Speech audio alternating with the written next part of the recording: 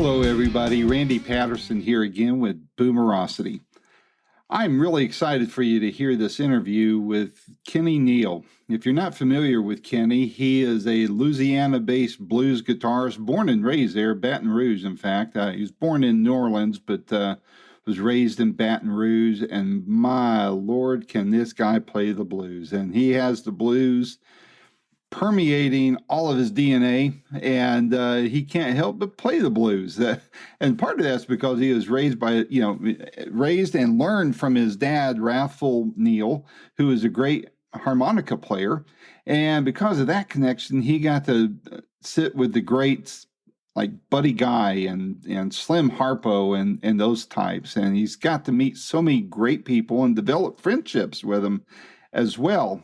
And as you might recall, last year I interviewed Tito Jackson, Michael Jackson's brother, and Kenny produced the album that Tito and I were talking about. Well, fast forward to this year, and since that time, Kenny has released his own album called Straight from the Heart, and it's a New Orleans-based album. I mean, when I say based, I mean it's all about not just New Orleans, but Louisiana.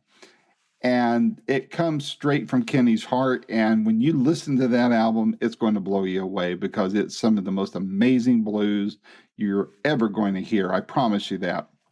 So anyway, now Kenny and Tito are touring together. And when I got that notice, I said, I can't wait any longer. I got to reach out to Kenny and see if we can get an interview together. Man, we had problems getting this interview together, but that just kept us more determined, and we made the thing happen. And so we talk about what he did during the pandemic, remodeling some homes he owns, a new venture he's putting out at one of his homes in Baton Rouge, where he brings artists together and has performances and gives them a place to stay and a restaurant and all that kind of stuff.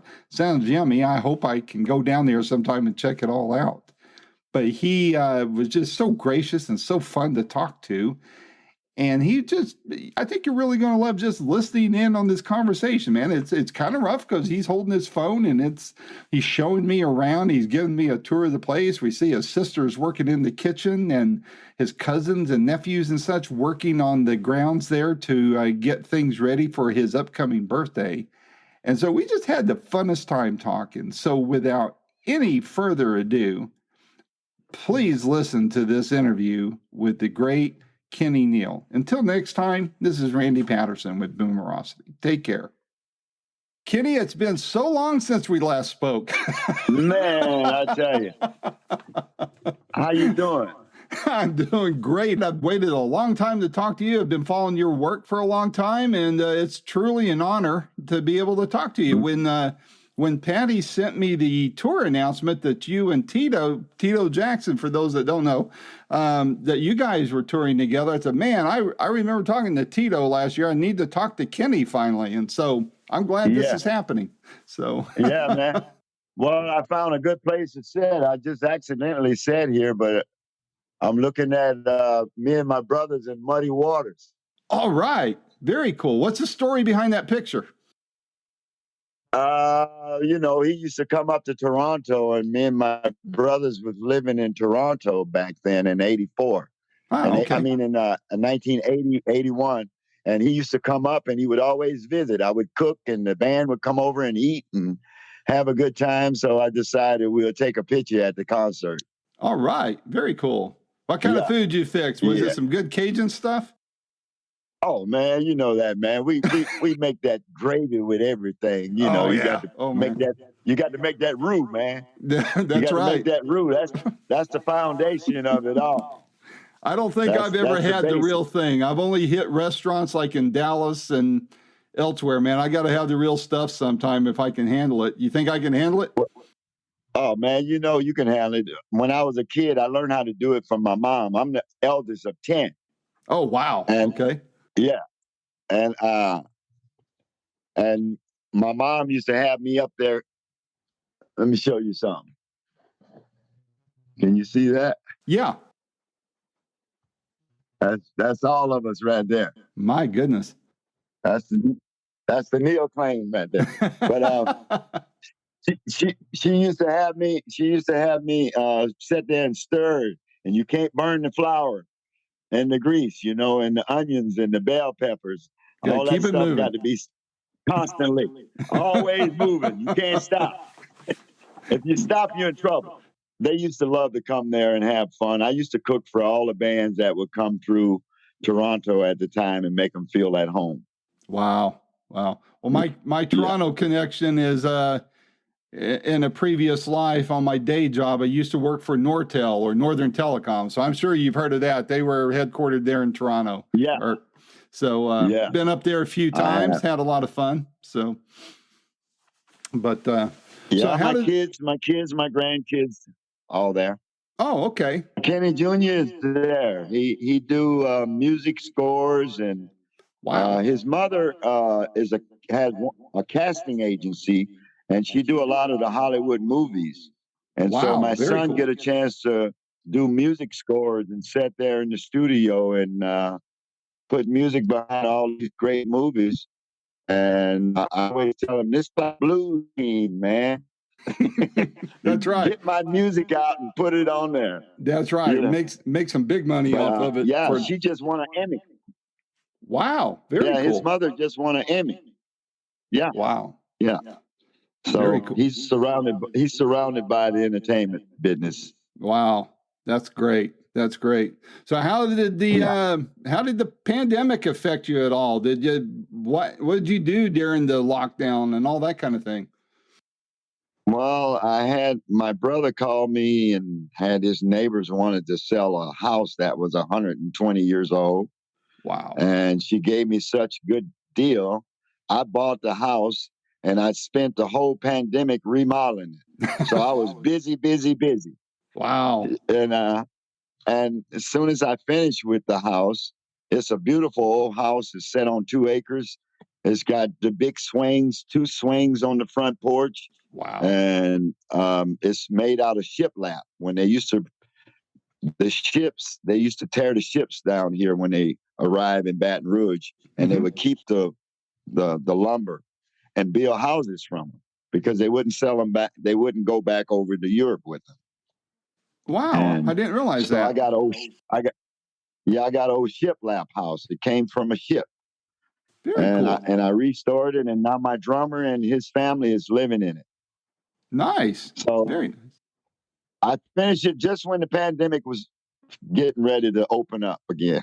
When it was just finishing. So I spent my whole time creating that house, and I also produced that album and tracked the album for Tito Jackson during that time. So I was pretty busy, man. I didn't feel no effects from it. Well, good. Very good. I think like most artists, everybody kind of took the time to create in some way, shape, or form. And if you can't, I mean, that's the nature of the artist, right? You've got to be creating all the time, and with technology, it made it a little bit easier, didn't it? Yeah, but see, I'm one of them country boys. I do all kind of stuff. I build cars. I'm building a rat rod right now. I just do it all. I just love creating stuff. So do you and Kenny Wayne Shepherd get together about cars at all? Oh, that's my buddy there, man. Him and his dad and all of them. Yeah. They're my homeboy. Yeah, you're both quite the car guys, aren't you? Oh yeah, man. I just got back last night from cruising the coast. 90,000 cars. 90. Wow. We broke the record. We had 90,000 last year, and we broke the record this year. It was over 90,000. Wow. You have to come up here to the Smoky Mountains. They have a rod run twice a year, and the place is madness. I mean, the traffic stops and people bring their rods up here, and they are just having a blast showing off their cars, all sorts of classic cars and such. But us locals, we just leave town because the traffic's so bad, you know. I bet, because we just took over Biloxi and Gulfport, Mississippi this weekend. I know they're glad we out of there. Yeah, but they're still counting the money, I'm sure. I went over to Ground Zero and sat in with a couple of bands over there while I was in town for the car show. Oh, wow. You know, Morgan Freeman got that new club, Ground Zero. I'd forgot about that, but yeah, I remember now. Yeah. So I went over there and hung out and got a chance to play some blues with some of my friends. Very cool. I love Morgan Freeman. He's one of my favorite actors, man. He his breadth of work and the depth of work is amazing, and he's right up there, like in my top 5 of actors. So yeah, he's a down home guy too, man. He's really down to earth person, man. Sounds like it from what I've heard. I've never had a chance to meet him or interview him. He just a real country Mississippi boy. Good deal. You know, that's him. Before we get to talking about your album and your tour and such, I want to be among the first to wish you a happy birthday. I know you got one coming up. Mine was yesterday. Yeah. So happy birthday. Well, thank you. I turned a big 6'3" yesterday. So yeah, I'm turning 6'5". All right. Well, we're right in there together then. So happy birthday, man. I hope it's your best ever. I'm going to have a great time for my birthday. I got 5 bands coming, and we got the stage all set up. I'll show it to you after. I'll take you out back and show you my setup for entertainment. And we got the bands, and we got catfish. We got over 200-300 pounds of catfish. Whoa. And we got the buffalo fish that we call it buffalo ribs. They deep fry them, and they got 2 big bones in each one of them. And I've never had that before. Man, it's better than catfish, man. I'll have to try it sometime. Yeah. Sounds good. Buffalo. All right. Yeah. So that's what we're going to do then. Have the fish and potato salad. All right. And a lot of music. So I love your last album, Straight from the Heart. How has that been for you since you released it? Man, the album been great. The album been real good. I've been getting a lot of good airplay. We was the Billboard charts, all of that good stuff. How was that album different to put together than all your others? Well, one thing is because I did it on my own turf. I did it here in Baton Rouge, and I never recorded in my own town. So I had a chance to go and find the musicians that play with my dad, all of my local guys. I brought them all in, and that's why I call it Straight from the Heart, because I had a chance to really just take my time, no rush. I was in my own studio on my own time, my own turf, and I had a chance to make a good record.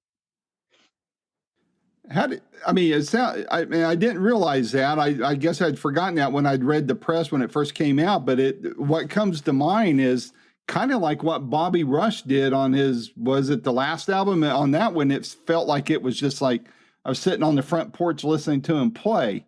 And now that you mention what you've done, your album just sounds like a bunch of friends that have gotten together with good recording equipment and had a blast. Is that pretty much how it was? That's exactly what we did, man. We sat around here, we cooked, had fun. We'll go in and track.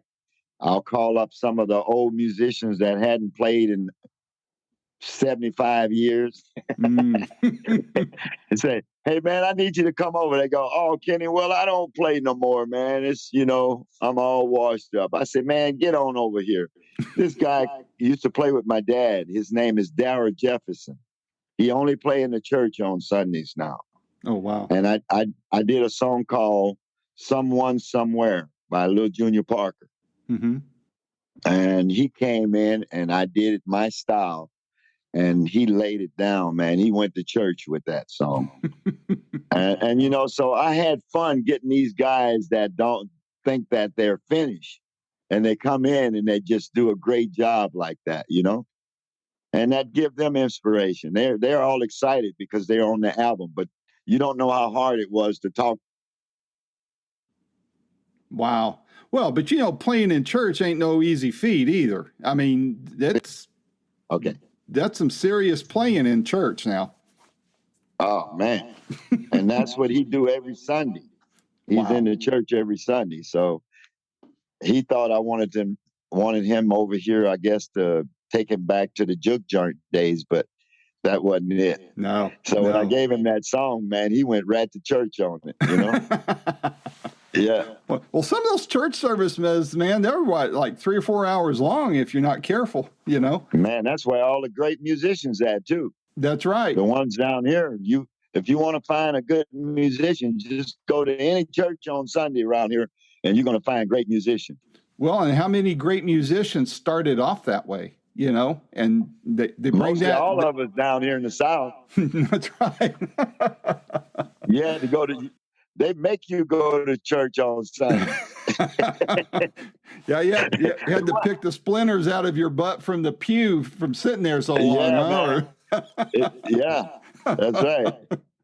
So with that album, which song, if somebody, and I can't imagine this happening, but if there was somebody watching this interview who hadn't heard of you before, and they're watching this and they're saying, all right, I see this album they're talking about, which song from that album would you point to as a calling card for the album and for the rest of your work? I don't think I have a song on that would do that. I think all of them speak for themselves because they all has their own identity. Mm-hmm. So when I focus on New Orleans, I was born there. I was born and raised in Baton Rouge, but I was born in New Orleans, and my grandfather had a Baptist church. He was a Baptist minister, mm-hmm. Reverend Rayful Neal. And when I thought about New Orleans, I focused on New Orleans.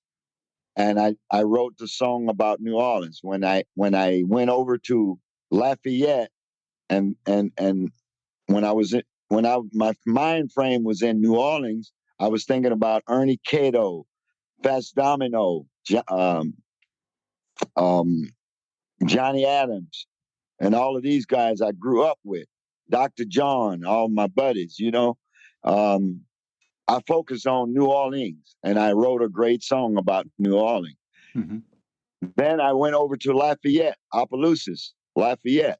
I focused on Clifton Chenier, the Doopsy family, mm-hmm. Rockin' Doopsy, his dad. I had them come over. I had the Doopsy family come over. I thought about Buckwheat, Zydeco. I had his rhythm section come over. So I focus on every song that I wrote. I had a game plan for it. So when you hear the song Louisiana, that's pure Lafayette, Opelousas, Mamou style, Cajun blues, you know. So it'd be hard to put my finger on a certain song. Gotcha. Because I focus on certain areas on each song. So the overall album is a great album, not from Kenny Neal. I'm saying the album, I separate myself and I sit back and listen to it. And the overall album is a great album because of the way I produced it and approached it. But I do like Someone Somewhere. I like the song I did with my dad. It's been so long since I seen my baby face. That's another great one. But every song, if you listen, has its own identity and it's totally different.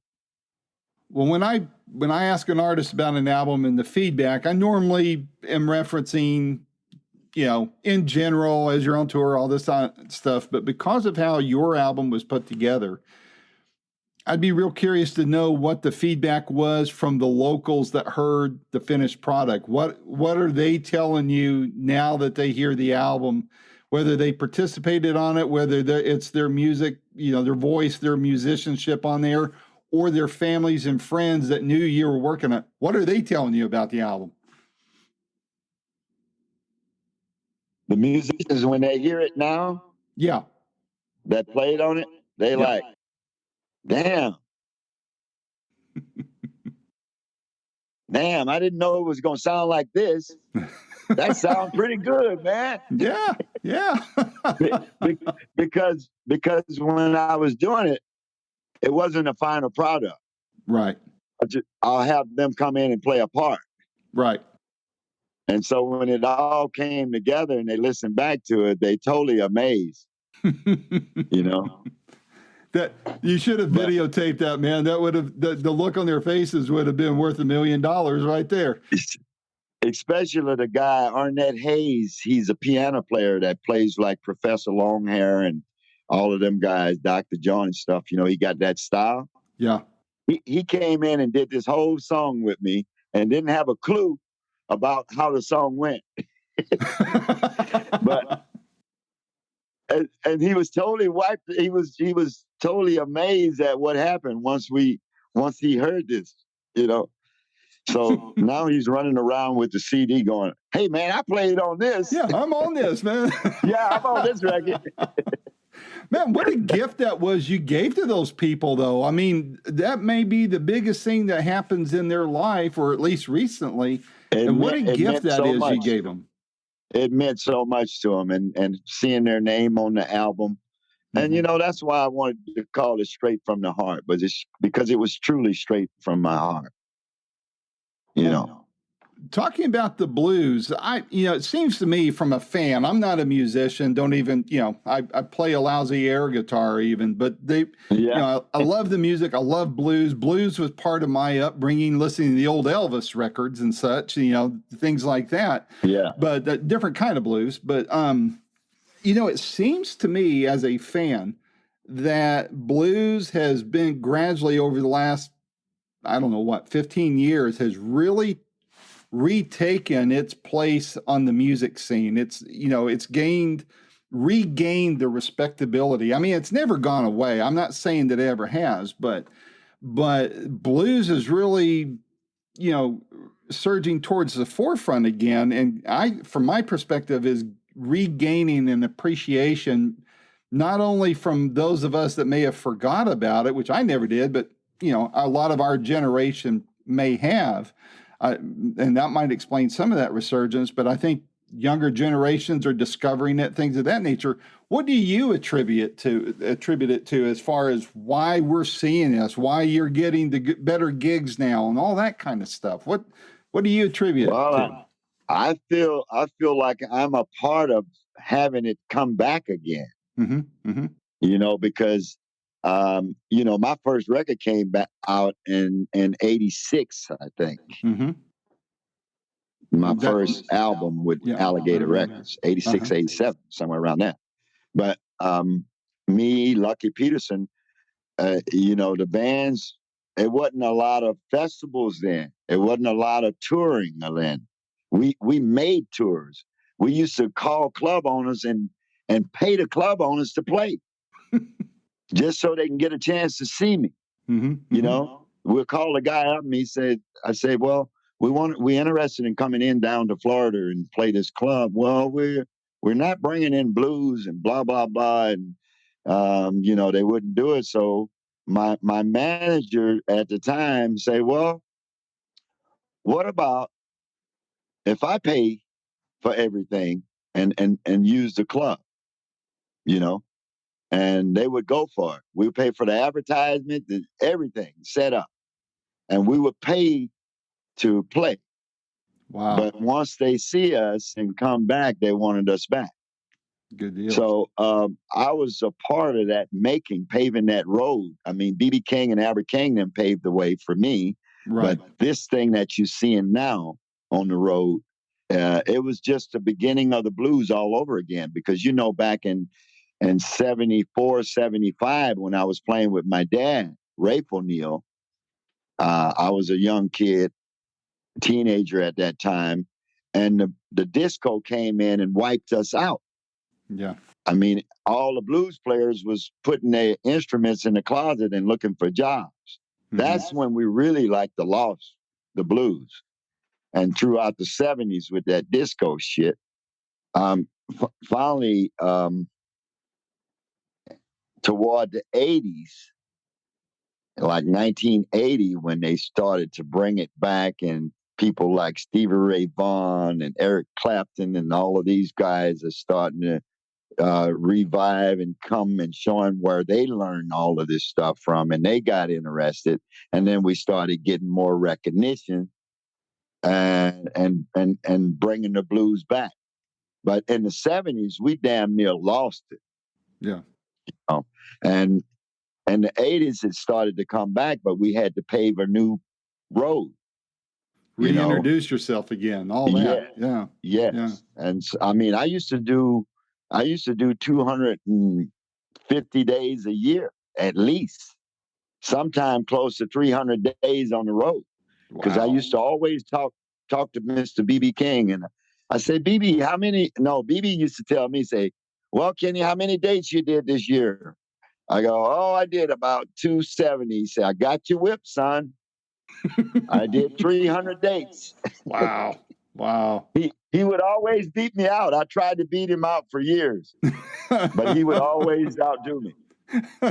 You know, he was a real trooper. And so I watched this thing all come back and regenerate itself throughout the years, throughout the 80s. Well, I think the thing about the blues is, at its very beginning, it's been about survival. It's been about toughness. It's been about resilience, even while recognizing the hard times. And what you've just described to me tells me all the reasons why it's stuck around. It came back, and people are digging it today. And they love it, and the young kids are on top of it, and that's so great to have the kids come and be interested in it. Like I go around the country and I give guitars to different schools and kids all the time, all over the country. We give them away. Wow. And when they come back to me and they say, Mr. Neal, I got a band. Here's my CD, thanks for giving me that guitar. Wow. That brings joy to me to be able to pass it on and know that I made a difference. Well, it's good to see that musicians do that, because I'm glad to hear you're doing it, and I'd love to. Do you have like a charity or something that you take donations for? Kids Rock. It's called Kids Rock the Nation. You can go over to Kids Rock the Nation.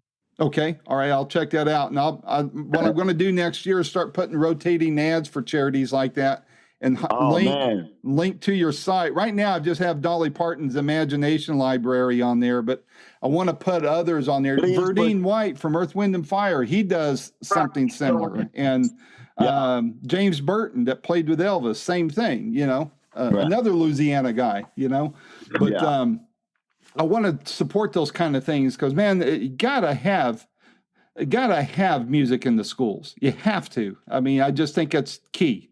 Absolute key.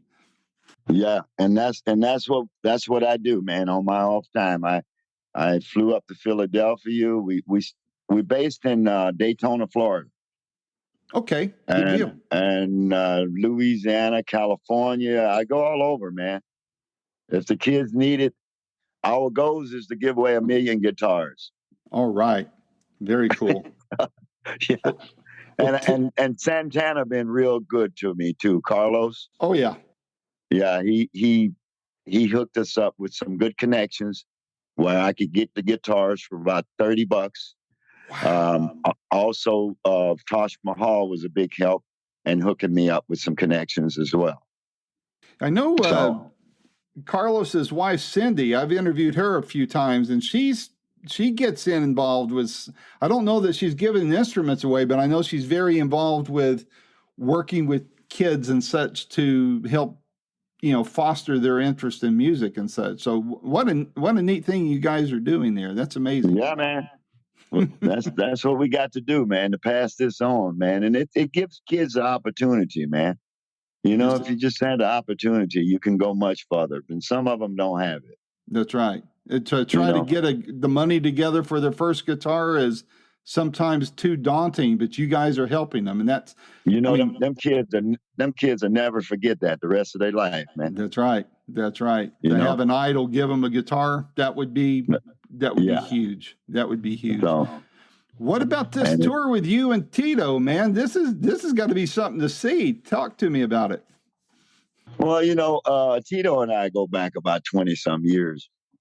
We have a show we did together called Gen 2, second generation of musicians that come from musicians, and we did a great show called Gen 2, and it's with all of the second generations at that time, because we did that back in the 90s, and so from that day on we become friends, because he came from a big family and I came from a big musical family, and it just that connection that we have coming from the same style of family. When he come down and meet my mom, it's like looking at his mom. He hang with my brothers and sisters. They're not going, "Oh, this is Tito Jackson." They go, "Hey, Tito, you want some catfish?" you know, you, you know, we boiling some crawfish, man. You want to, and so he just feel at home down here, man. And we relate because we come from big musical families. Yeah. And it's so close, man. You don't think it's close? Watch this. Let me show you this picture of me and my brothers. Wow. Very cool. And he was laughing because they got the same kind of pictures. Like, who's mimicking who? Yeah. This is just, and this is how it happened. This is how it happened. So and now we're growing old together, and we still having fun talking about being from the big family. Wow, I was thrilled to see his album come out. And he was. Go ahead. I'm sorry. It's good. No, you said, what about his album? No, I said that I was glad to see his album come out when it did last year. I love it, and then when I saw your name. I mean, I'd heard of you before, of course, but when I saw that you produced it, I was like, wow, I got to make sure I talk to you sometime. Yeah. But you did a great job on that album, and when you guys are touring together, I thought that's going to be killer, man. I wish you were coming up closer to where I'm going to be so I can catch the show. Well, next year, 23, we should be around all over the country. So that's our plans. Is to we're just doing a video now together where we're going to blast it and send it out to different buyers, and I'm sure we're going to get some feedback. Good deal. But we did a show about a month. We did a show about 3 weeks ago in Biloxi, Mississippi, and it went over real well. Sold out show. Cool, man. I hope to catch you guys then next year. What can fans expect from one of those shows? They're going to get to see you this year.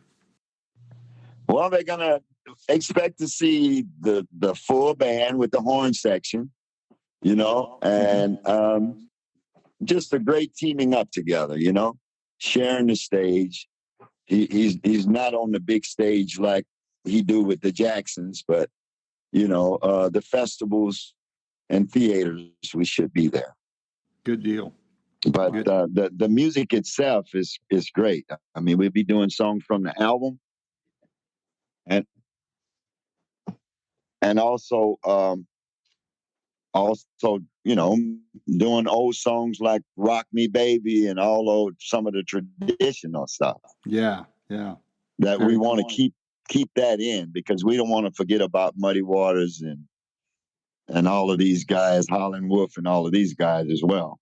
Yep, that's true. You got to keep the memory alive and the legacy alive. Yeah, that's right. That's what it's all about. What's Exactly. on your radar for the next few months besides this tour with Tito? Well, I'm going to be in the garage working on my old rat rod cars and getting ready for Christmas holidays. And I'm busy outside doing my thing. I don't know if I can flip this thing around. This is my studio. Nice. This is old 1955 Hammond B3. Whoa. And it works like a champ. This is my little drum boot. It's nothing, just a little small. And let's see. That's my little collection of guitars that I have here at the studio. This house is I bought this house 40 some years ago. Was the first house I ever bought because I never thought I would own a house being a blues player. Yeah. You know, and I held on to it, man. So now it's for musicians to come here and stay. I stay 8 miles from here. Wow. And I'll show you what I'm doing outside. This is out in the back. This is can you see it? Yeah. This is all where we're going to be performing. Nice. Very nice. It's just in production now. Uh-huh. This is going to be the stage here, and this is going to be like a little bar over here. Yeah. I see the Tabasco sign, man. Gotta have the Tabasco. Yeah. And that's my sister bus that I'm gonna make a museum out of it. Cool. She got murdered, my sister. Oh, Jackie. yeah. And this is one of my collectors. Wow. It's a 1929 Whoa. Essex. It's not a Ford and it's not a Chevrolet. That is beautiful. Is it cool or what, man? Yeah. Show you the inside of it. Wow. Kenny, that is amazing. Yeah. I love it. And I got quite a few collectors. So they're out here working, and this is where my birthday party going to be. So, man, you're going to have to start doing some live streaming from there when you get this thing rolling. Do you see this? Yeah, now you're making me hungry. That's my nephew, Jonell.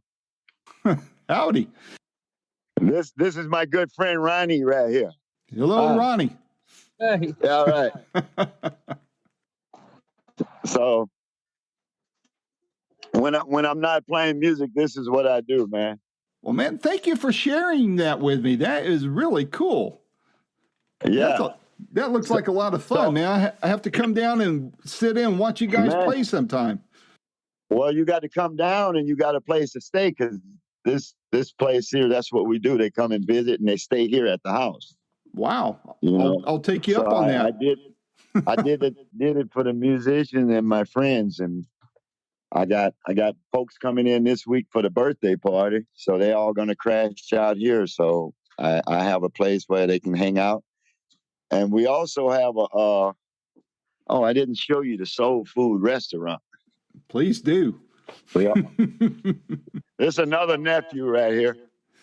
That's my nephew Tyrone. Hello, Tyrone. It's all family thing around here, man. And I'm so glad I kept this property, because I got like 4 houses on it, and it's all for musicians to come here and perform, and they don't have much money, so they can come in and give me a couple of $100 and go in there and sing and play. All right. So this is the little soul food restaurant. My goodness. It's smelling good in here already, man. Yeah, you're tempting me here, man. Okay, we're going to go inside. Okay. That's my sister. That's the twins. That's my twin sister. Howdy.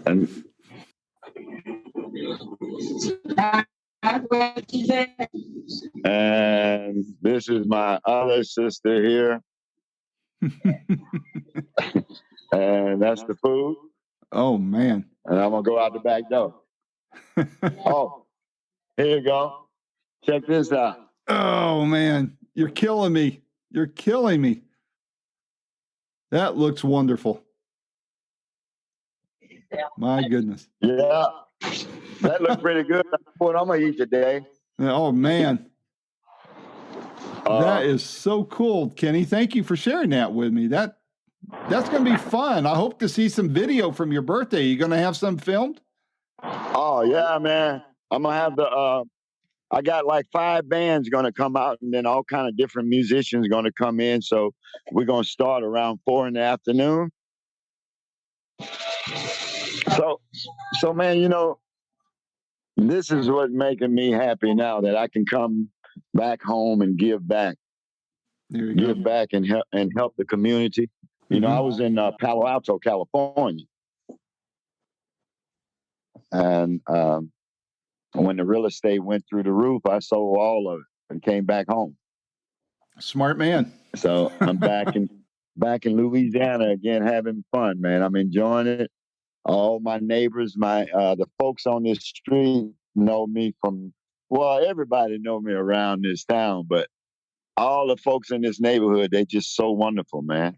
That's cool. You know, it's so like cool. old time sakes, like back in the day, everybody knowed everybody. You know, keeps a person grounded, is what it does. Yeah, exactly. That's right. That's why one of the reasons why I moved back to where I was, moved here from Texas and back where my roots are in the Smoky Mountains. And so that's man. There's something healing about when you do something like that, when you go back to your roots, you know. So you know, and then we can always go back and do this other stuff anytime I want to. That's right. That's right. And go back and visit and all that. So it's all good, man.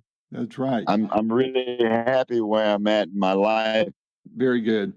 Well, last question for you is, and I hope to interview you a lot more. We won't wait so long this time. We'll talk a lot more in the future. Okay, good. But for now, and I may ask you this every other interview, okay? And that is, you know, when you step off of the great tour bus of life up at the great gig in the sky to borrow from Pink Floyd, how do you want to be remembered, and what do you hope your legacy is?